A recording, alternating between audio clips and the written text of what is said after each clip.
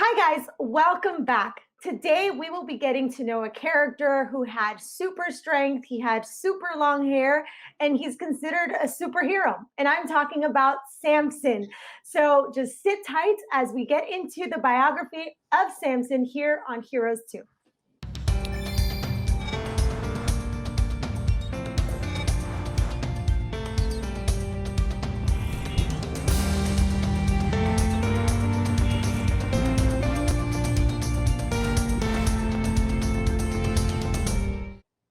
Joining us today to understand a little bit more about the life of Samson, we have Dr. Knight. Welcome, Dr. Knight. How are you? Hi, I'm doing very well. I'm very happy to be here. Thank you for having me. We are very grateful to have you join us today because I know that I'm very curious about, a few facts about the life of Samson. I think that all of us, we know the main facts, and I think I just mentioned some of them, right? We know Samson as a guy who was really strong. We know Samson as a guy who had long hair and that he couldn't cut his hair. Right. And I think that as children, we all admired Samson because he was so strong. We also know that he was one of the last judges of Israel. And unfortunately, we know that because he fell in love with a woman who eventually betrayed him, cut his hair, he did lose his strength. Right. And he also lost his eyes, which I think was the most tragic part of his story. But eventually, he does have this moment of redemption when, again, his strength is restored so that he can complete what he, was set out to do. But we do have some questions because we want to get just some deeper insight past the facts, past the things that maybe we've been taught. We want to know a little bit more about his life story. So, my first question here is why do we like the story of Samson so much? Why is it that we are so attracted to the story of this really strong man, really unique man in the Bible? Yeah, I think it's for exactly what you're saying that we think he was very strong. We Yeah. think that Samson possessed some strength that we do not have access to, that we do not have the power to have ourselves. And so Mhm. that just seems like, these Hercules stories and these Yeah. mythological stories that we hear oftentimes about people of great strength. And so I think that we're attracted to that. But I think there's a little bit of a twist to the story about whether or not Samson was even strong. Huh. Interesting. Please tell us more about that because now that is very intriguing. Yes. So, when we look in the Bible and we look at each time that Samson demonstrated some great feat, each time he demonstrated some great strength, we actually don't see the Bible saying that Samson was strong. We don't see the Bible saying that Samson exercises some great power. We see the Bible saying that the Spirit of the Lord came upon Mm, Samson and he did XYZ. The Spirit of the Lord came upon Samson and then he killed the people with the jawbone. The Spirit of the Lord came upon Samson. So it really doesn't talk about Samson being strong. And that should give us a lot of hope because we yeah. do not have to possess some supernatural strength on our own. We have access to the same Spirit of the Lord that gave Samson strength. Oh, for sure. So I'm just going to cancel my gym membership now because why do I need to go to the gym to get super strength? I just have to call on the Spirit of the Lord. I think that that makes it even more relevant to know that he wasn't some super heroic, super strength, like you said, a Hercules archetype, right? That he had this superhero strength, but it wasn't because he had all of this strength inside of him, but it was the Spirit of God. And I think that makes him even stronger than we would ever even imagine than we can fathom sometimes. Am I right? Absolutely, absolutely. Now, I think we just touched upon this a little bit. And the next question is why would we consider him a hero? But I think a lot of it has to do because when we think of a hero, we think of someone who has super something, right? When we think of a hero, they're either super fast, they can fly, super strong in this case. But is there another reason that we should consider Samson a hero?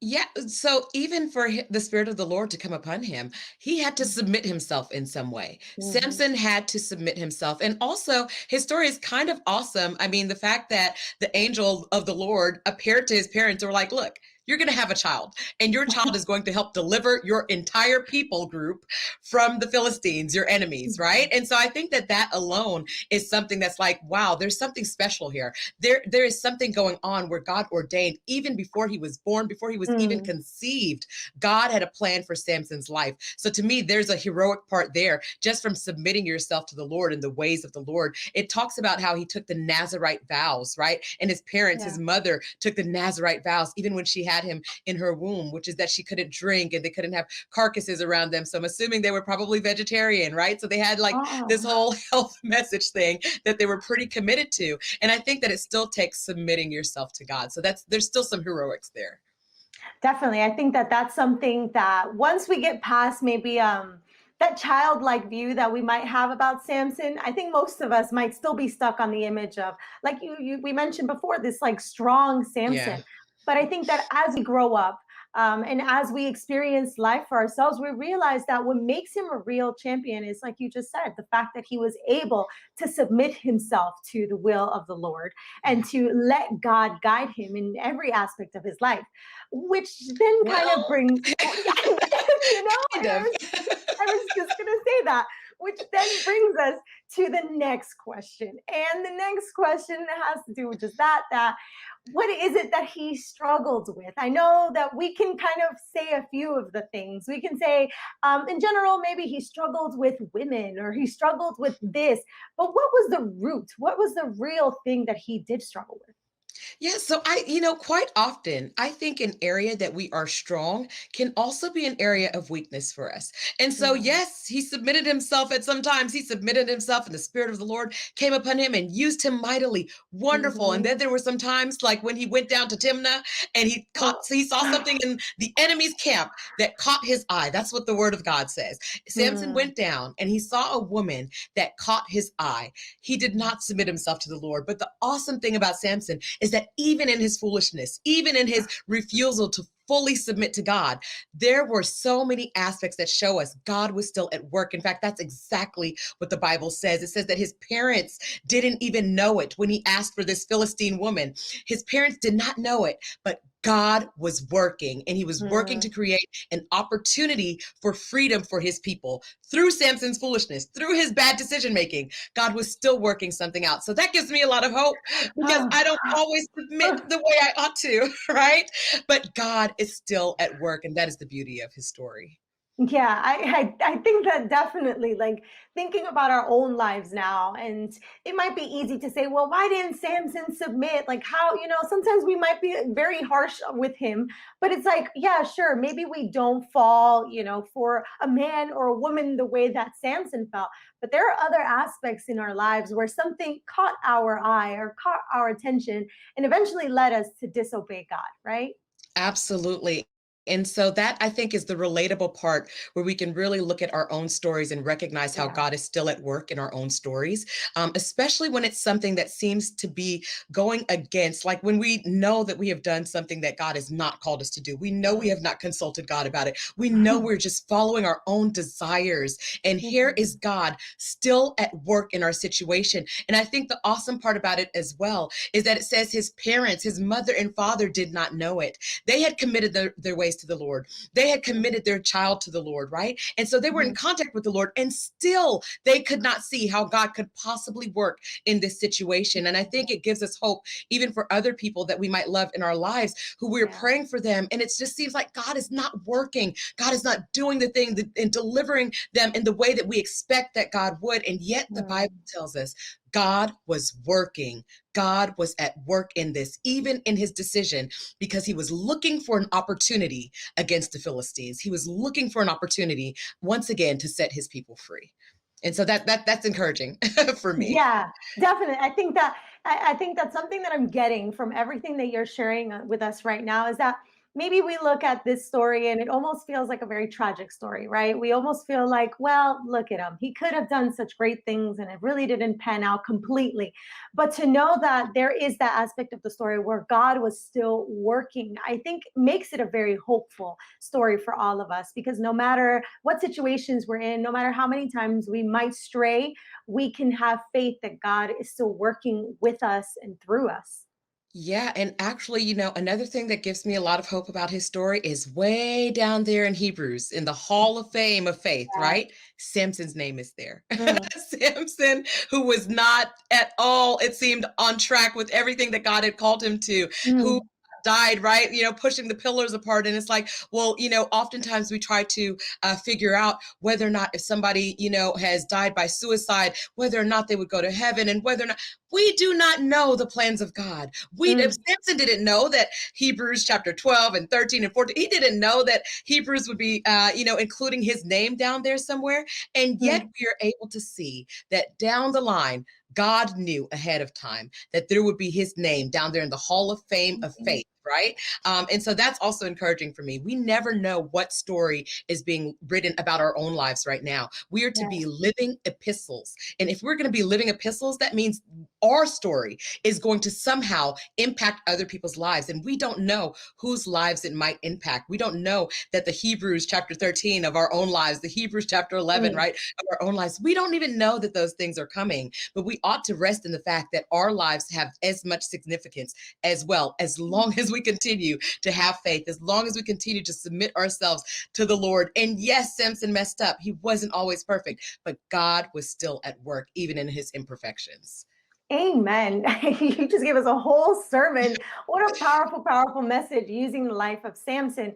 And we've kind of touched upon all of these things that God was still doing in Samson's life. And that brings me to my next question. And it's, what was Samson's relationship with God like? Was this someone who walked very closely with God, although we might see little moments of his life where he does fail in his walk with God? But can we just assume that maybe he just never listened to God? Like, what was that relationship really like?